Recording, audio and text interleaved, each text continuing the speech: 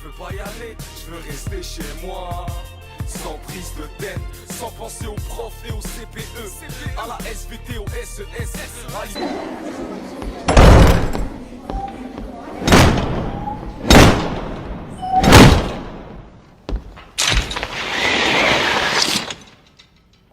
Bonjour à tous! Aujourd'hui, on va débuter une série de 3 séances, 3 cours vidéo sur un thème particulier. On n'aura qu'à appeler ça le français dans tous ses états. Alors, vous pouvez pas comprendre pour l'instant, mais en fait, il y a un jeu de mots dans ce titre. Gardez-le en tête, écrivez-le sur votre cahier, puis on y revient à la fin. Le français dans tous ses états, donc. Et on va commencer par parler aujourd'hui de la notion d'étymologie. C'est un mot un peu compliqué, ça, étymologie. Et pour vous définir ce que l'étymologie, je vais commencer par faire l'étymologie du mot étymologie. Ah! Ça paraît très compliqué comme ça, mais vous allez voir, on va vite s'en sortir.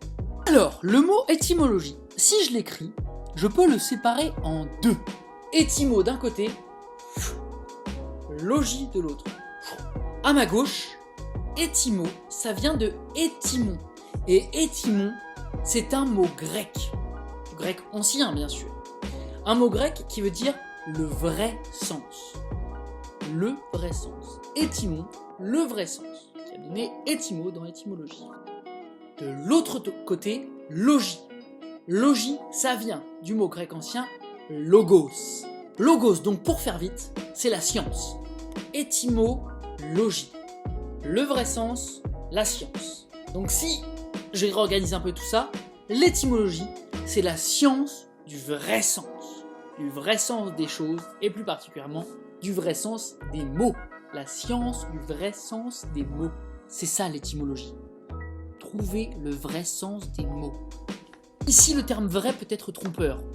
C'est trouver plutôt le sens premier, c'est-à-dire le sens de base. Le mot a été créé d'une façon particulière. Pourquoi ? Parce qu'il voulait dire quelque chose, au départ, de particulier. Ce que vous devez comprendre pour l'instant, c'est que quand on crée un mot, on ne fait pas n'importe quoi. Oh, tiens, ça je vais appeler ça un zloglub. Tiens, j'ai mon pricaflouk qui vient de sonner. Non, c'est pas du tout comme ça que ça marche. On n'invente pas des mots qui nous viennent. Ces mots ont un sens. Il y a une raison pour laquelle un cheval s'appelle un cheval et pour laquelle un téléphone s'appelle un téléphone. Et essayer de décortiquer le mot pour comprendre pourquoi on l'appelle comme ça, pourquoi on appelle l'objet comme ça, pourquoi on appelle l'idée comme ça, c'est faire de l'étymologie. Alors là, il y en a qui vont être très avantagés sur d'autres, parce qu'en effet, de nombreux mots de la langue française, de très nombreux mots de la langue française, viennent du latin ou du grec. Et quand on connaît bien les langues anciennes, ça peut permettre de comprendre plus facilement certains mots français actuels. Un exemple que je vous ai déjà donné en classe. Moi, quand j'étais petit, j'ai fait du grec. Et si par exemple, dans un livre, pour la première fois de ma vie, je lis que le personnage est philanthrope, eh bien dans mon petit cerveau, comme ça, j'ai des souvenirs qui se réactualisent. Philo, je sais que ça veut dire amour. Anthropos, je sais que c'est l'humanité, l'homme en général. Donc je sais que quelqu'un de philanthrope, c'est quelqu'un qui va aimer l'humanité, qui va aider l'humanité, qui va tout faire pour les hommes en général, quelqu'un qui va donner de sa personne pour les autres. Un exemple parmi des milliers. Et ne vous dites pas, il n'y a que les vieux mots qui sont composés du grec ou du latin. Non, non, non, non, non, non, non. Téléphone, ça marche. Ou un autre, gyropode, par exemple. Gyropode, c'est constitué de 2 termes aux racines grecques.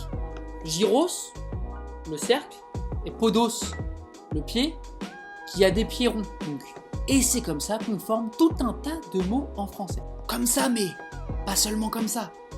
C'est que la première leçon aujourd'hui. Je vous mets en pièces jointes quelques radicaux latins et quelques radicaux grecs qu'il est bon de connaître pour se repérer dans la formation des mots. Bio, en grec ancien, c'est la vie.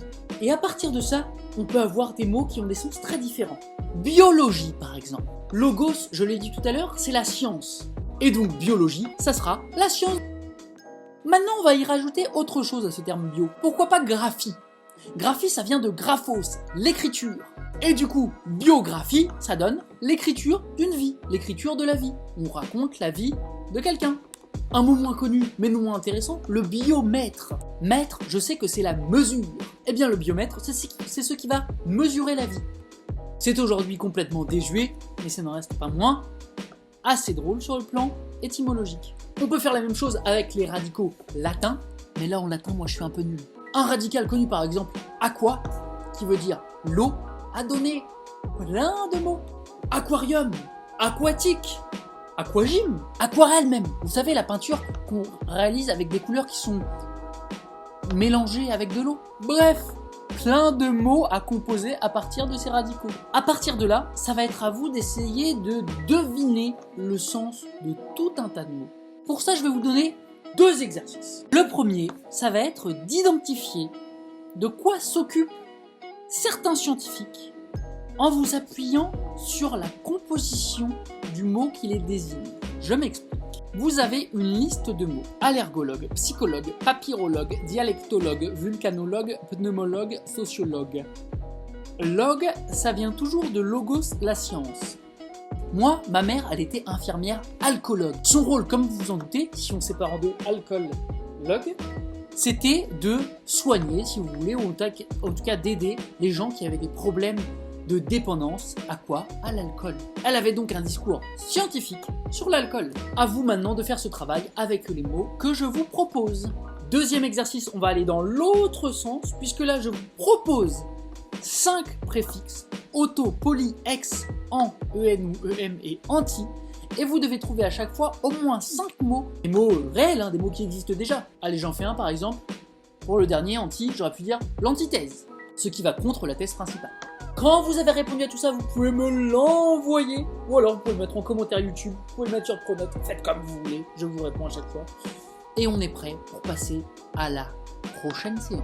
Sur ce, il me reste à vous souhaiter une excellente journée, prenez soin de vous, à très bientôt.